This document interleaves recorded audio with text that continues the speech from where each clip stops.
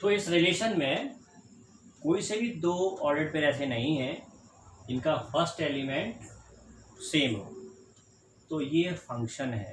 तो इसका रीजन लिख सकते हैं because there are no two ordered pair such that having the first element same, so it is a function. ठीक है, इट इज अ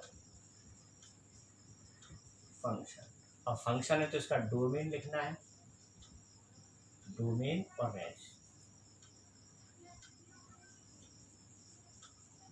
डोमेन और इसका रेंज लिखते हैं। डोमेन के बारे में आपको बताया था, फर्स्ट एलिमेंट जितने भी डिफरेंट डिफरेंट आपको फर्स्ट एलिमेंट दिख रहे हैं सभी ऑर्डर पेयर में, वो सब लिख दो, वो उसके डोमेन में आ जाएंगे। 2, 5, 8, 11, 14 एंड 17।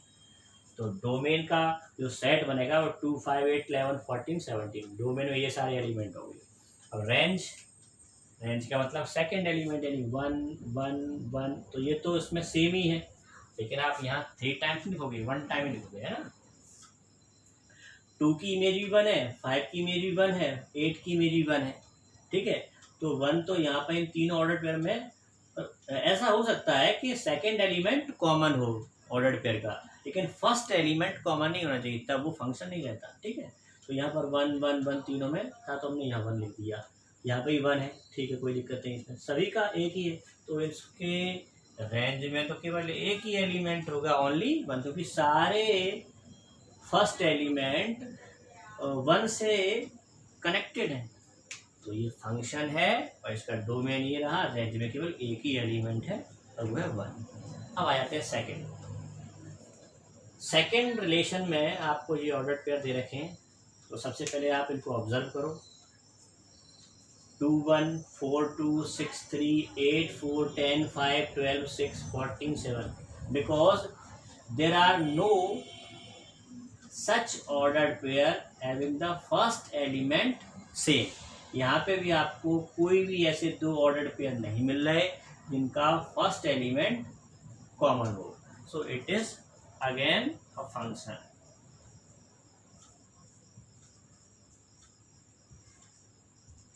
अब इसका डोमेन लिखना है और इसका रेंज भी लिखना है।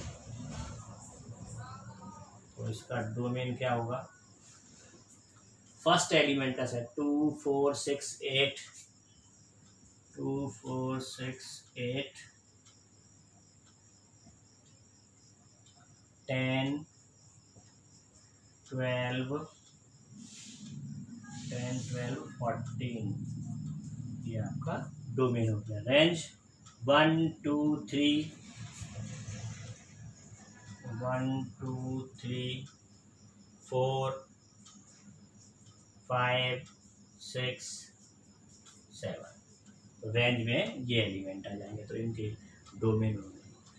फंक्शन क्यों है ये, क्योंकि इस रिलेशन में कोई से भी दो ऑर्डर पे हमें ऐसे नहीं मिले जिनमें फर्स्ट एलिमेंट कॉमन हो। ठीक है, सभी ऑर्डर के फर्स्ट एलिमेंट डिफरेंट डिफरेंट है, डिस्टिंक्ट एलिमेंट है सभी ऑर्डर पेयर में। ठीक है, थर्ड में जाते हैं।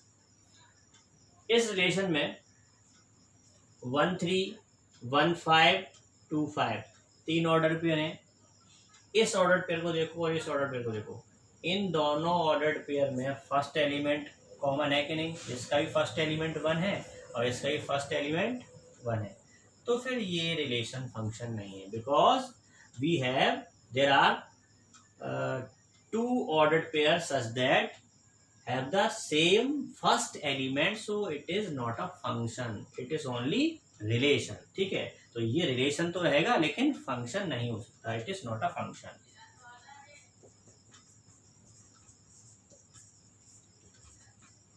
और फंक्शन नहीं है तो फिर हमें डोमेन और रेंज भी नहीं लिखनी। तो ये फर्स्ट क्वेश्चन का सॉल्यूशन है।